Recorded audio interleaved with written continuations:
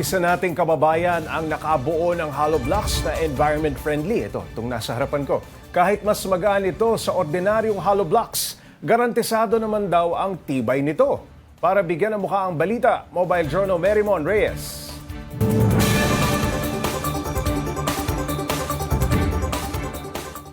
Mahalagang dekalidad ang hollow blocks, pagpapatayo ng tirahan o gusali.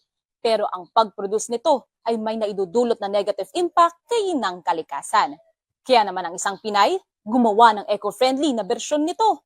May glossy o smooth finish, iba-ibang kulay, hugis at laki, at tibay na tumatagal. Iyan daw ang eco-friendly na Polite Hollow Blocks. Imbensyon ito ni Dr. Ria Liza Centeno Canlas na isang civil engineer mula sa Kalumpit, Bulacan. Taong 2008 nang sinimulan niya raw ang pag-conceptualize rito, hanggang sa taong 2018 ay nakuha niya na ang tamang timpla. Hindi raw ito gawa sa pangkaraniwang sand pebbles at semento, kundi sa mga organic materials mula sa halaman at iba pang natural resources. 46% less din daw ang carbon emission ng paggawa nito at nasa 40% less ang generated pollution dahil hindi sila gumagamit ng excessive heat. I want to come up with a modified product that will be replacing concrete. I wanted to make an impact. I am wanting to save the environment. Lalo, the cement production contributes to the carbon dioxide emission of about 8% of the total world contribution. No? So I have to shy away from the use of cement. Mula sa plant boxes, doors, lavatories at furnitures, pwedeng i-mold at buuin. 3 to 7 days lang din ang kailangan, ready na agad ang blocks na inilagay sa construction. Kapag nailunsad na commercially, mas mura raw ito kumpara sa ordinary hollow blocks. Say pa ni engineer, di hamak na mas magaan pa raw ito.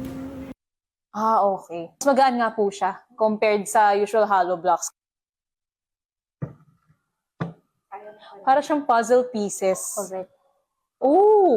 Okay.